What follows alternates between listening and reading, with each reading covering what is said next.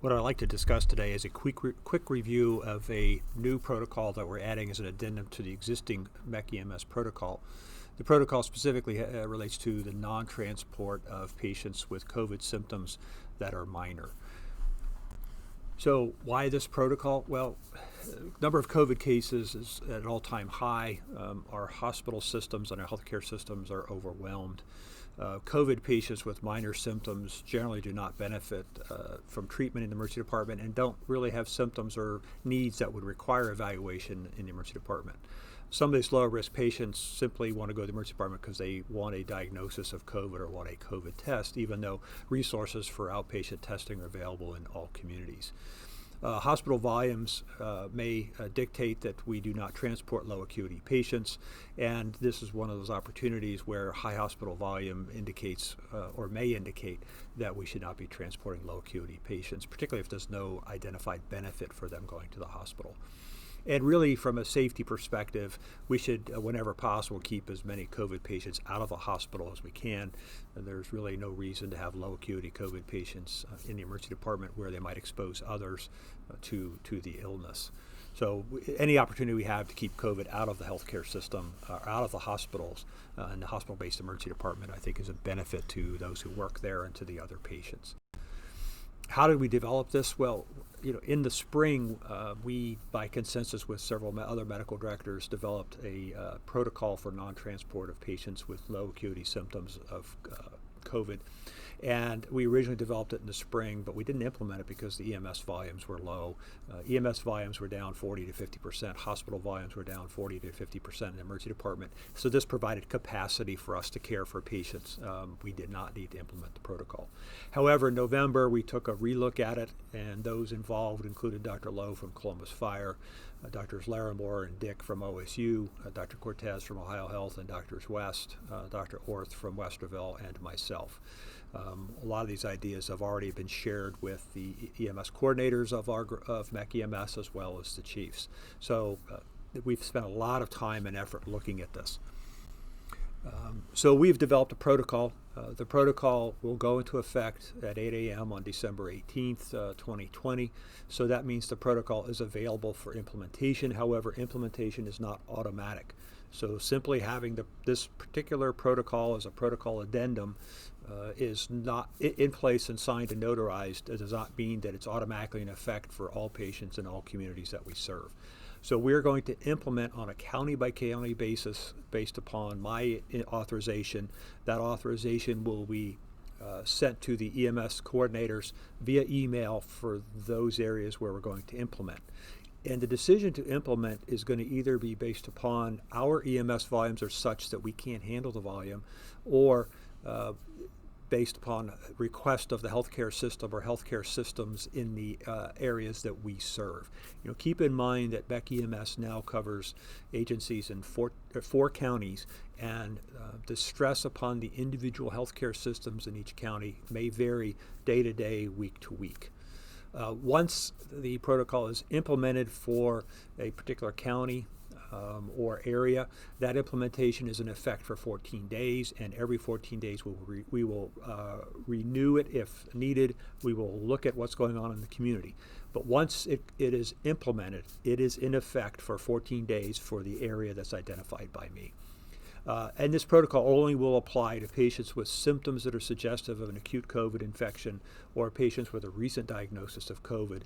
And for this population of patients, those patients that have symptoms that are minor, as identified by the algorithm that I'm going to share in a couple slides. For Fairfield County, there has been a request from Fairfield Medical Center that we implement this protocol. So the protocol will be implemented, and I will implement this with a separate email that's going to go to the EMS coordinators in Fairfield County. It will be implemented for those agencies whose primary transport location is Fairfield Medical Center. Each agency involved will implement as they're able to get their crews trained up. That's what this video is for. We have some handouts as well. So I realize that yes, this protocol is being implemented in Fairfield County on December 18th, but it may take 3 to 5 days to get the protocol up and running in each agency based on the training requirements. And then every 14 days we'll revisit this protocol in Fairfield County, which means January 1st or New Year's Day.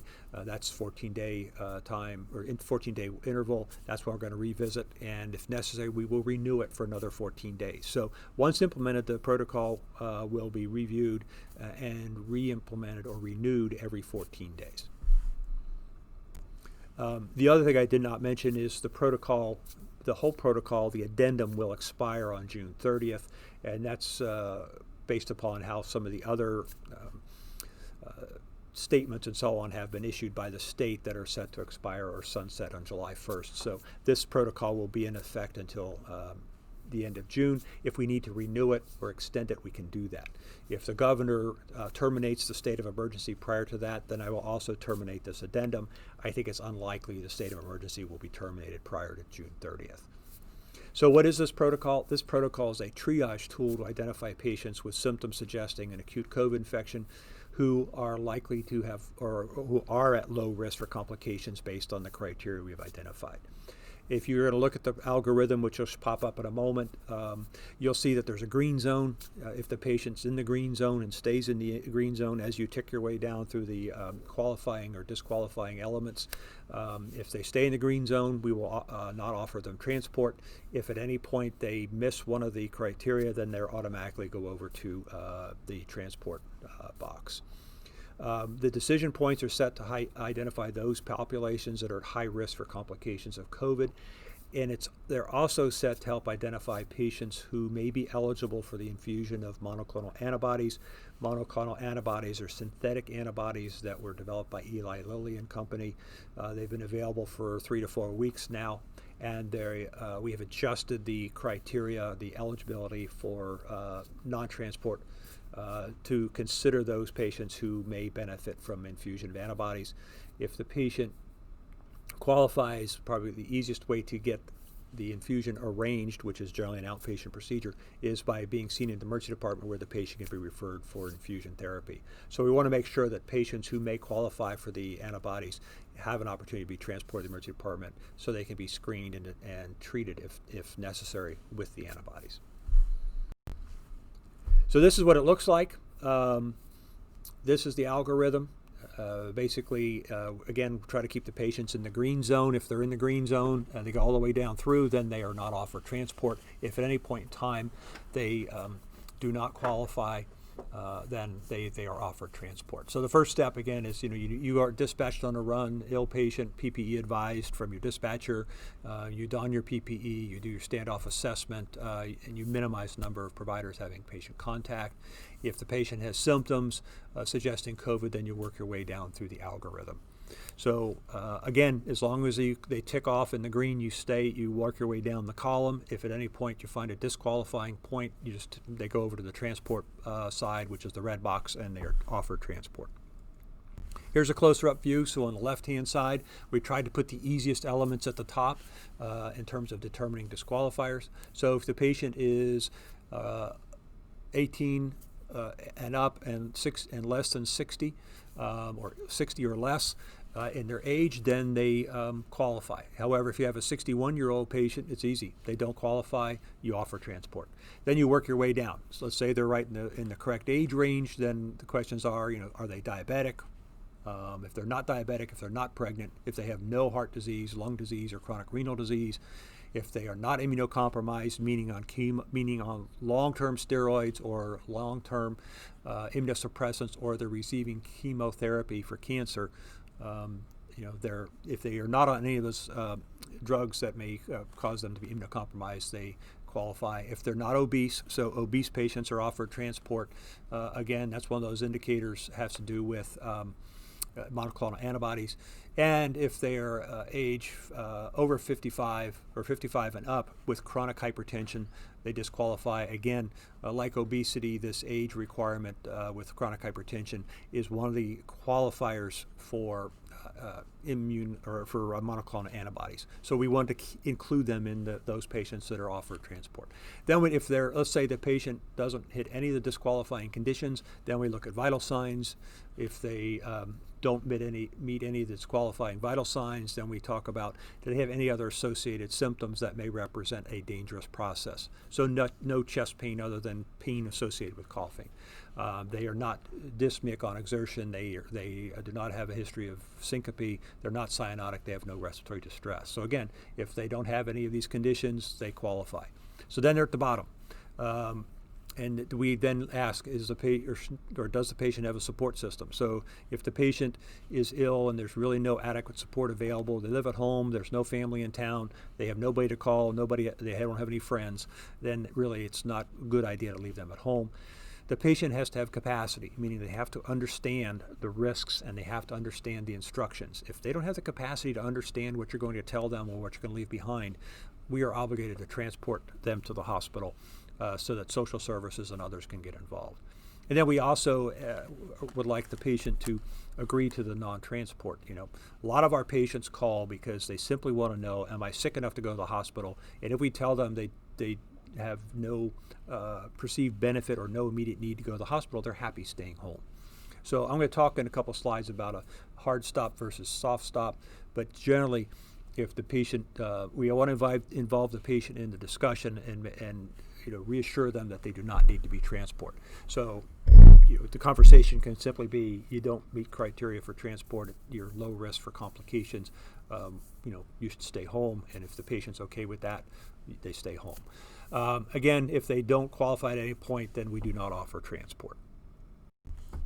How do we use the protocol? Again, we start at the stop, work our way down. If they hit any of the disqualifiers, they require transport. And if they do qualify for non-transport, we do not offer transport. We reassure the patient.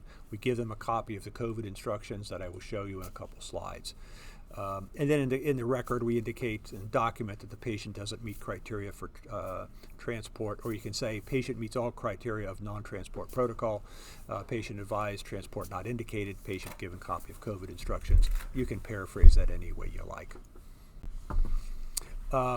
As I mentioned, hard and soft stops, we have talked with hospital representatives about this. We've involved people across the region and healthcare systems, and they asked that we look at it from the perspective of a hard stop and a soft stop. The soft stop is where we talk with the patient. We do not offer transport, but we counsel them accordingly. But if the patient really wants to go, even though we're not offering transport, we will transport. A hard stop is where if the conditions warrant and things are really stressed, the systems are really stressed, if the patient meets criteria for non-transport, we simply will not transport regardless of their requests. That's a hard stop. We're not advocating that right now for what we're going to do in Fairfield County. It's the soft stop. You do not require transport to the hospital. There's no identified benefit to go to the hospital. We're going to leave you at home. Here's some instructions. But if the patient says, I'm not comfortable with that, I want to go to the hospital, we'll put them in the truck. If a patient is not transported, keep in mind this is not a refusal. This is a non-transport. So a patient does not need to sign a refusal form. I mentioned what to leave behind. It's my belief that if we don't transport a patient, we should leave them some information. So this is kind of a couple snapshots of a document we put together for Fairfield County use. On the left-hand side, you'll see some text which basically provides the patient some resources for follow-up. And then we have, I think it's 5 pages of advice and counsel from the CDC, which is all going to be built in one package. I will send this to your EMS coordinators, and I'll also send it in a fashion that they can add your fire department logo if they would like to do that. Some closing comments.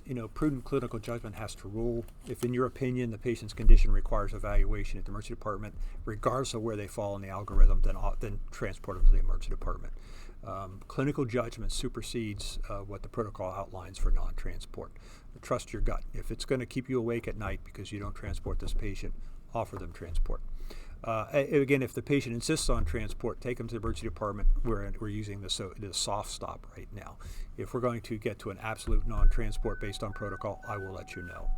And then I would, if you elect to transport the patient, even though the algorithm says you don't need to or should not be transporting, just add an explanation in the patient care report. So that's all I have. Let's give this a try. If you have any questions, please contact your coordinator. And hopefully everybody has a good holiday. Stay safe.